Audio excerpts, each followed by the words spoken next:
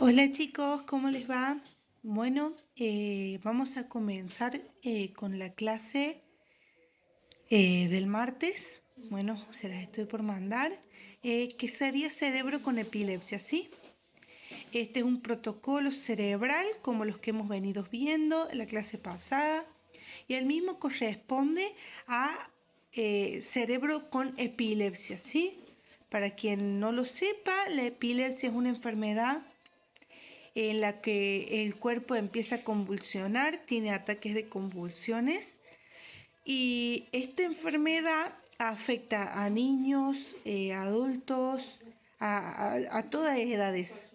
El paciente que llega por estas indicaciones, ya vamos a ver cuáles son de todo tipo y generalmente tienen estos episodios en los que convulsionan y hasta incluso llegan a perder el conocimiento. Bien, les grabo la clase y espero que les llegue bien. Sinceramente por ahí se complica un poco. Pero lo único que van a necesitar es tener en sus teléfonos el PDF que yo les voy a mandar, ¿sí? No logré solucionar lo de las imágenes, que es que no se ve en el Power que yo tengo, no se ve en lo que les pase por mensaje, que es el gráfico de cómo se ubican los cortes en los planos del espacio. Bueno, no se logra ver, pero bueno, se los mandé por teléfono y si tienen alguna duda, cualquier cosa me dicen, ¿sí? Bien, teniendo ya el archivo, les voy a dar un segundito para que lo busquen. A medida que yo voy pasando el Power, les voy diciendo en qué página lo vemos, ¿sí? Ahora estoy en la primera página donde está el título que dice resonancia magnética, cerebro con epilepsia. Este es un protocolo que está dentro de los estudios del sistema nervioso central, ¿sí? O sea, como gran grupo tenemos el sistema nervioso central y teníamos la clase pasada cerebro estándar, cerebro por ACV y cerebro contrastado. Bueno, ahora tenemos cerebro por epilepsia. La bobina que vamos a usar para este estudio va a ser la misma que venimos usando, que es la GEAD o GEAD Array. Si tenemos GEAD Array es la mejor, si no se usa GEAD. La posición del paciente va a ser la misma, de cúbito dorsal, centrado a nivel del nación. Y las indicaciones en este caso va a ser epilepsia, como ya lo hemos nombrado, CTCG, que significa convulsión tónica clónica generalizada, o CTCP, que es convulsión tónico-clónica parcial. Una convulsión tónico-clónica es una convulsión donde el cuerpo se pone tenso, se tensa el cuerpo y comienza a realizar movimientos involuntarios. Cuando es generalizada, los movimientos se hacen en todo el cuerpo. Cuando es parcial, a veces el paciente solamente tiene una convulsión en las extremidades, en la parte superior del cuerpo, no es total, no es generalizada. Ausencias, las ausencias, chicos, son momentos en donde el paciente no convulsiona, pero sí como que su cuerpo se pone rígido y por un segundo es como que si se hubiera desmayado, pero no se desmayó. Es una ausencia, es que el cuerpo se... a mí me da gracia, no es gracioso, pero en las redes sociales ponen como que reiniciando Windows. No sé si vieron ese meme, que es cuando una persona o un animal se queda como en pausa. Bueno, es más o menos así, con la diferencia que la persona no responde en esos momentos. O sea, no es que se quedó pensando, sino que tiene como una ausencia, ¿sí? Es algo médico. Deterioro cognitivo, Alzheimer, Parkinson, demencia senil, pérdida de la memoria, son todos indicaciones que nos puede llegar por lo que el paciente tenga que hacerse un estudio con este protocolo. Todas estas indicaciones hacen referencia a patologías que se asientan en el hipocampo. El hipocampo se encuentra en la zona temporal, ¿sí?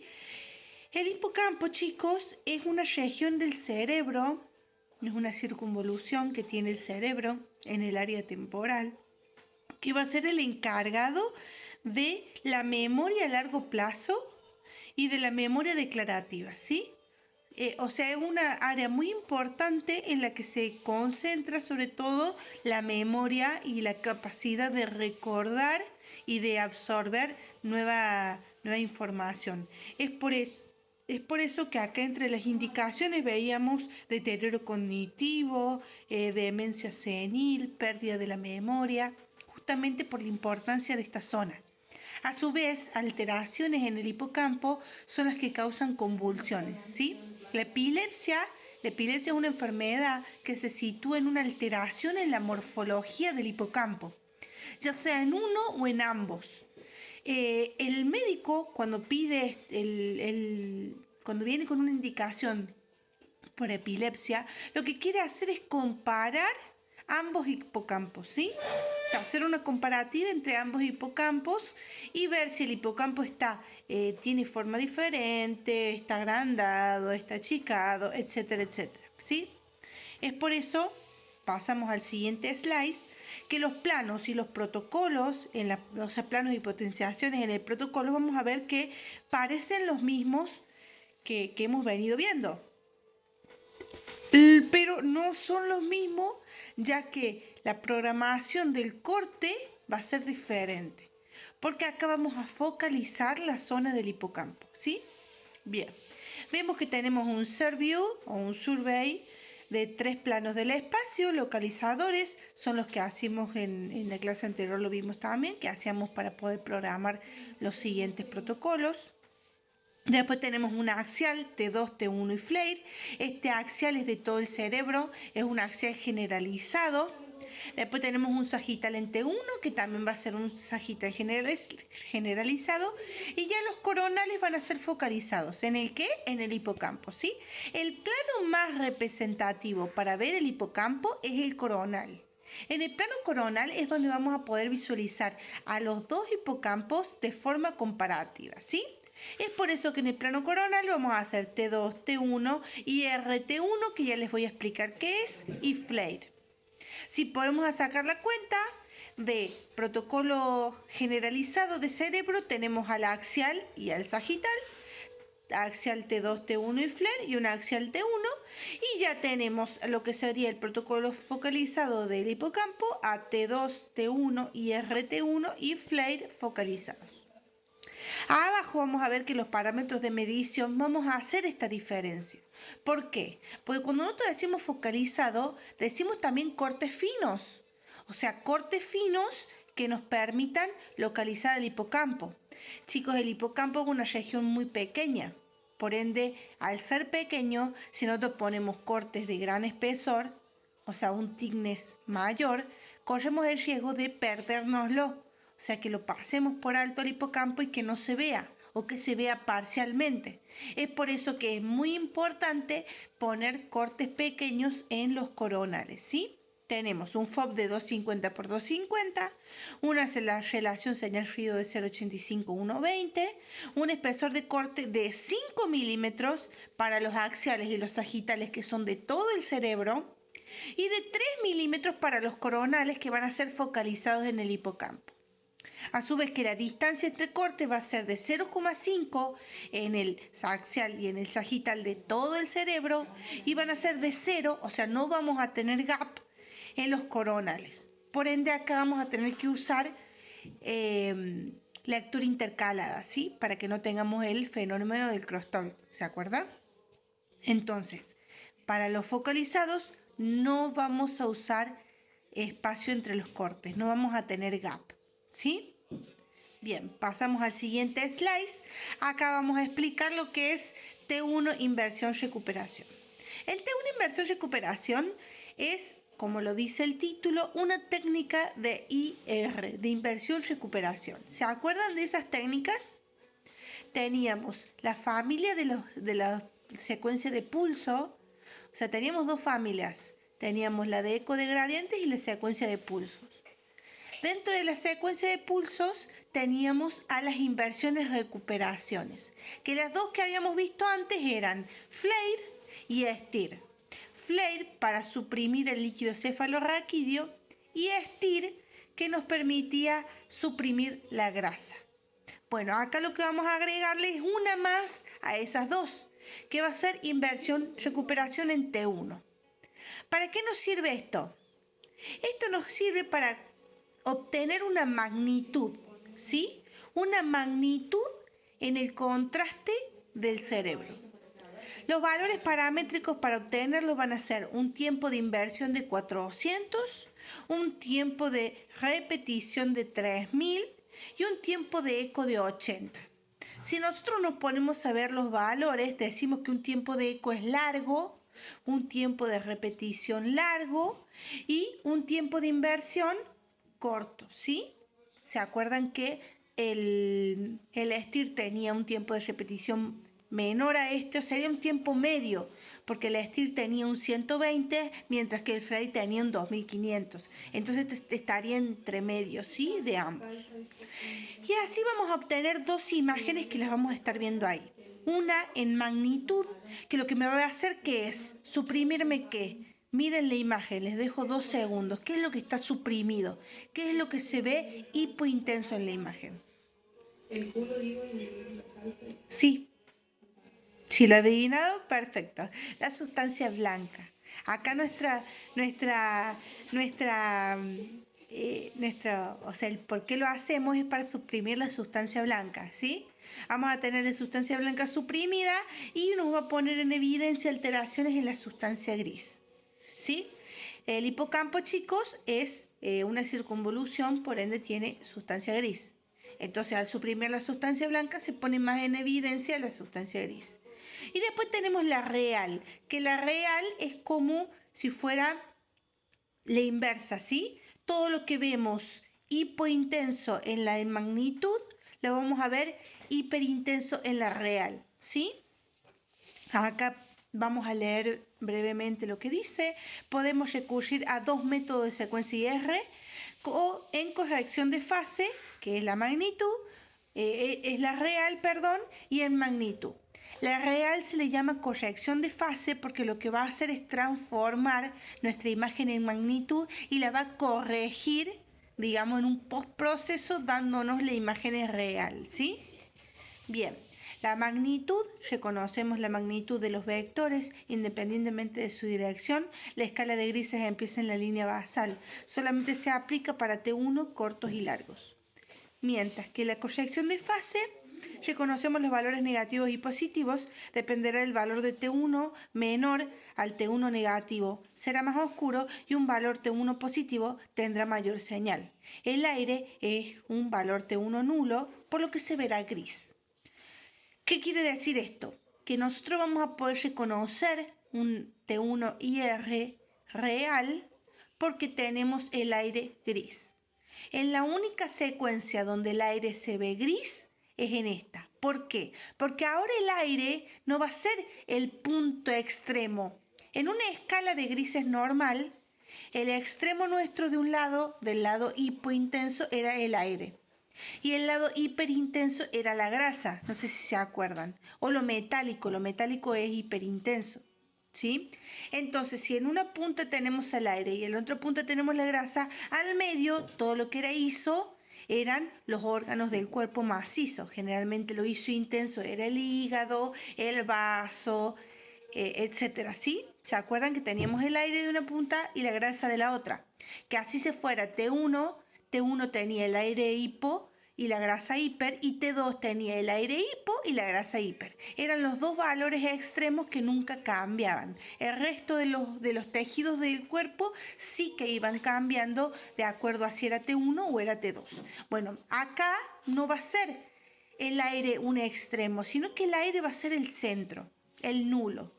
Todo lo que esté en T1 negativo, o sea, por debajo del aire, va a ser hipo. En este caso se va a quedar oscuro la sustancia gris, que es lo que queríamos saturar, entonces se va a traducir, ¿sí? Y todo lo que quede en positivo se va a ver claro, T1 positivo. Ahí en la curva podemos ver cómo el aire, que es una punta, y la grasa, que es la otra punta, se mantienen grises, mientras que lo que se mantiene negro es lo del centro. A diferencia de la escala esa es la magnitud, a diferencia de lo real que pone a lo negro por debajo. Bien, espero que haya quedado más o menos claro. Yo lo que quiero que se rescate de T1 inversión recuperación o T1 IR es esto. Una, que es una técnica de pulso. Dos, que es de la familia de la inversión recuperación junto con el STIR y el FLAIR. Por ende, ese tiempo de inversión que le vamos a aplicar va a ser para suprimir. ¿Qué vamos a suprimir a los 400 segundos? A los 400 milisegundos, la sustancia blanca. Entonces, nuestro objetivo es suprimir la sustancia blanca. Luego vamos a tener un tiempo de eco de 80 y un tiempo de repetición de 3000, tal cual las otras secuencias. ¿Se acuerdan que era indiferente? Generalmente todos tenían el mismo tiempo de repetición. Entonces, vamos a obtener dos imágenes, una en magnitud, que la magnitud, como dijimos, muestra suprimido todo lo que sería sustancia blanca, todo lo que esté 400 milisegundos, y luego vamos a tener una corrección de fase que nos va a brindar una imagen real, que es donde la escala de grises va a cambiar y lo que estaba suprimido en ese momento ahora va a estar de color ISO tirando a hiperintenso. También quiero que sepan que para reconocer estas imágenes, cuando en un examen tengamos varias imágenes y le preguntemos qué técnica es súper fácil. No hace falta ver ni la sustancia blanca, ni la sustancia gris, ni la grasa. Acá ninguno de esos parámetros nos va a servir para decir que es una IR. El único parámetro que vamos a ver es que el aire por fuera, digamos, el aire que no está dentro del cerebro, o sea, en el cerebro no tenemos aire, o sea, en esta imagen no se ven nuestros senos como para decir que hay aire, para no jugarnos tanto. El aire que está por fuera, que se debería ver hipointenso, acá lo vemos gris. Por ende, ahí podemos reconocer claramente que es una corrección de fase, una IR, inversión recuperación en T1, ¿sí? Esas son las pautas de las cosas más importantes que tiene esta técnica que les acabo de explicar. En el siguiente slide podemos ver dos imágenes de lo que sería un coronal. Y en la imagen, digamos, de corrección de fase, donde el aire está gris, nos señala dónde se encuentra el hipocampo. El hipocampo acá marca uno, pero del otro lado está el otro. O sea, ustedes chicos recuerden que el cerebro tiene dos hemisferios que son espejos, ¿sí? En ambos encontramos exactamente lo mismo. Entonces tenemos dos hipocampos porque tenemos uno en el hemisferio izquierdo y otro en el hemisferio derecho. Con esta imagen el médico puede comparar ambos hipocampos y ver si hay alguna alteración en alguno o en ambos, ¿sí? Puede haber en el hipocampo puede haber una alteración morfológica genética, puede haber un deterioro por la edad, puede haber un tumor. Hay muchos casos que se encuentra justo algún tumor en esa localización y por eso son las convulsiones. Después tenemos abajo dos imágenes que nos muestran cómo se ve T1 con 180 milisegundos, con 400, con 650 y con 2500. Como vemos, 180 milisegundos tenemos lo que sería la corteza cerebral, la parte grasa suprimida, y tenemos a su vez oscuro todo lo que sería la sustancia blanca. En 400 se ve mucho más la sustancia blanca suprimida en las circunvoluciones.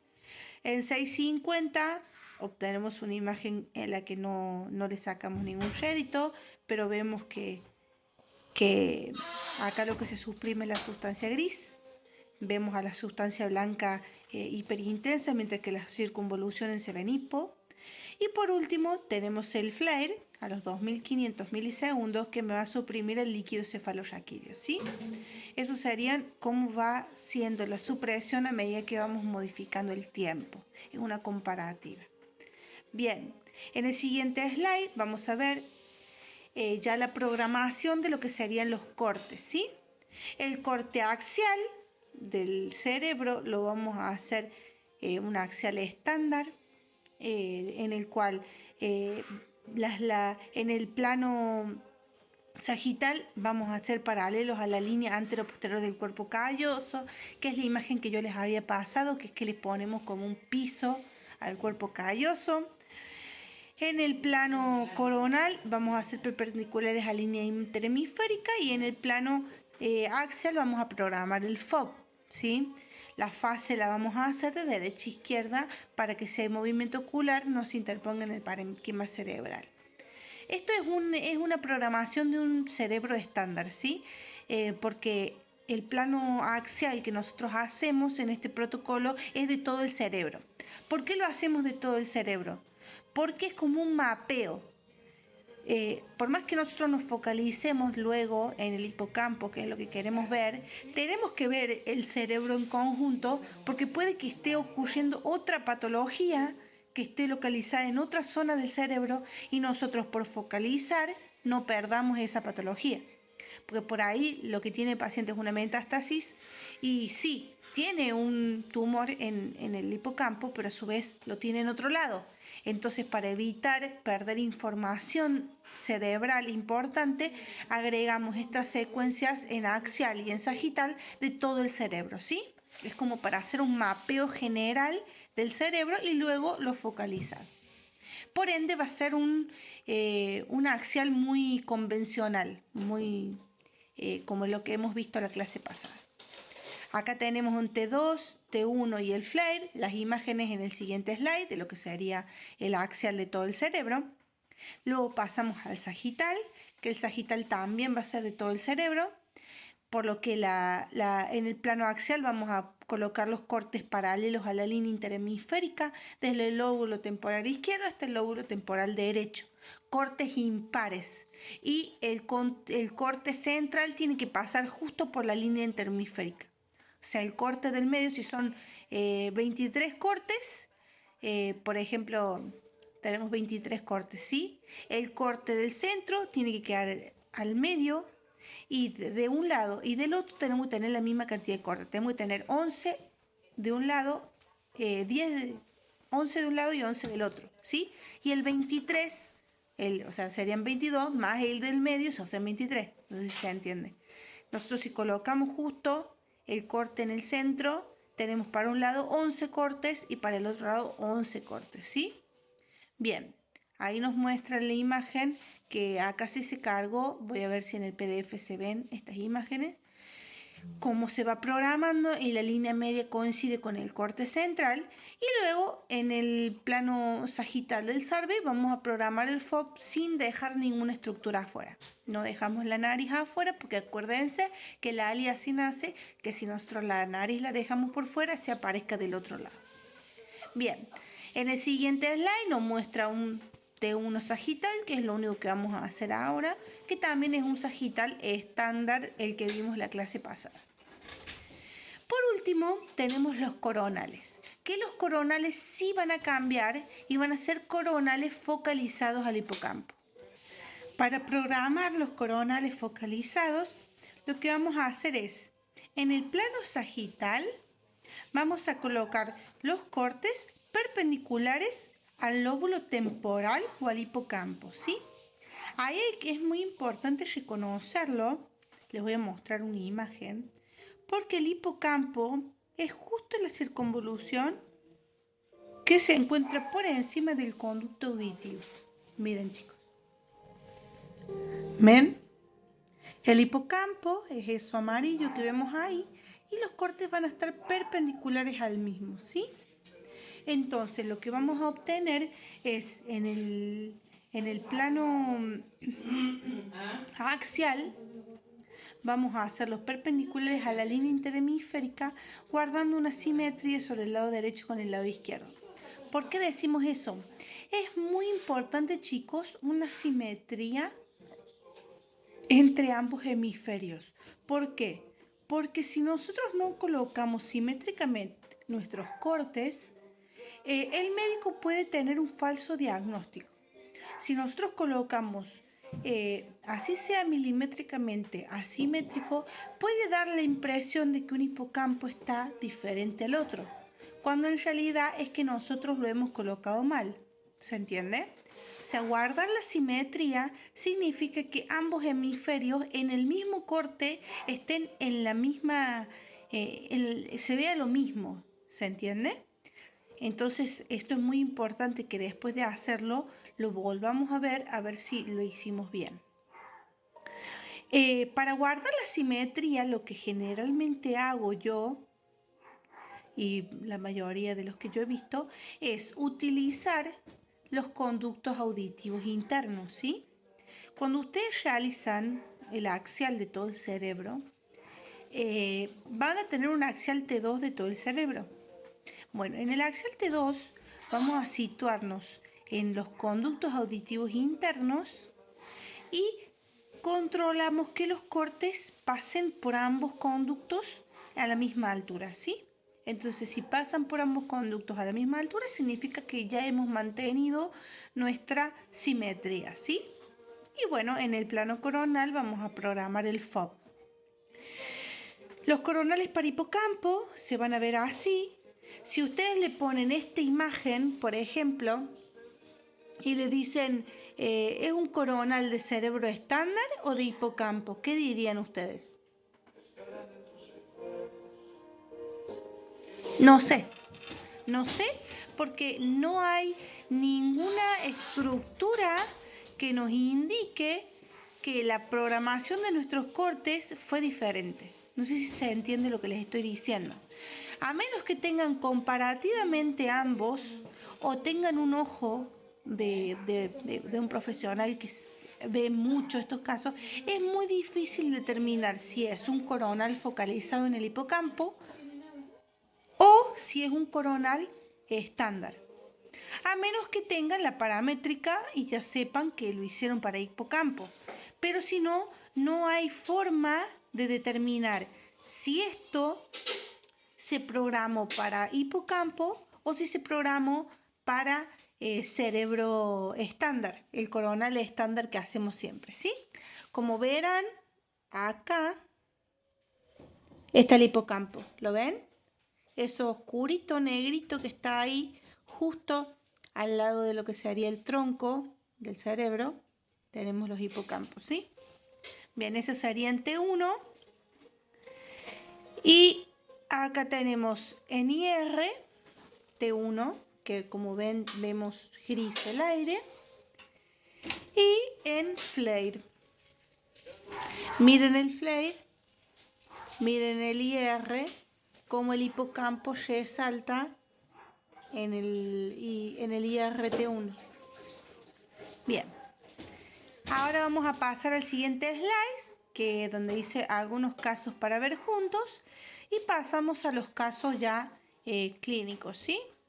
Acá tenemos un paciente donde claramente un hipocampo es mucho más prominente que el otro. Seguramente pueda llegar a tener un tumor.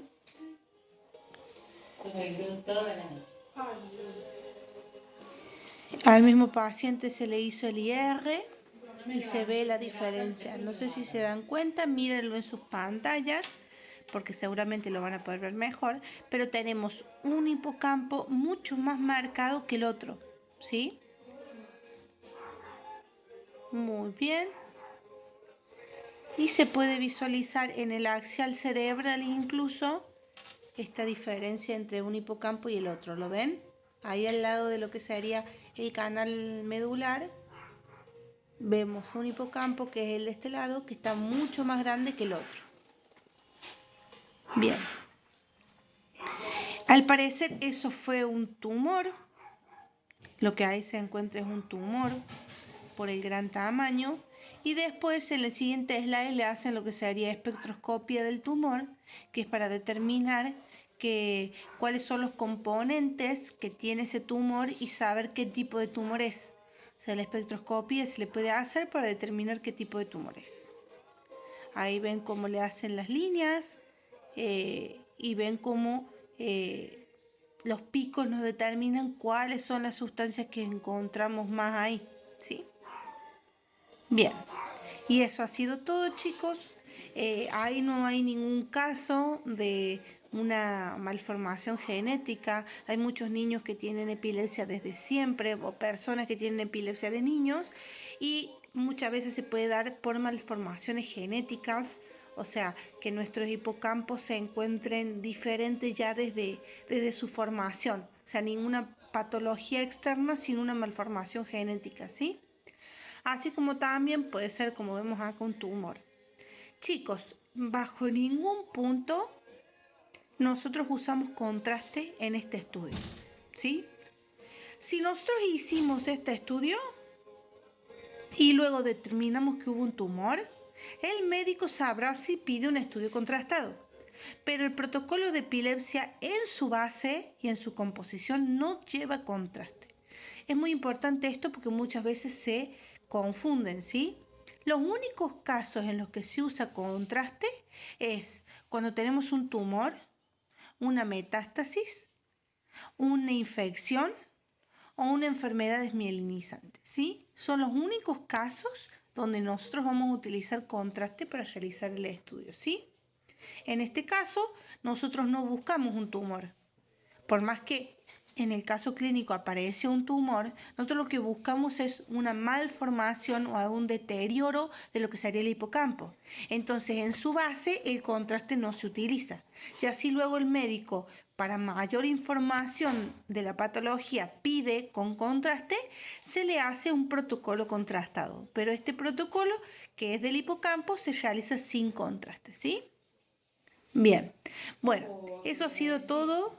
Sé que es una clase corta, pero bueno, es importante también que quede bien claro. Seguramente en el horario de clase hubiera sido más largo porque que por dudas o por volver a repetir o etcétera, etcétera.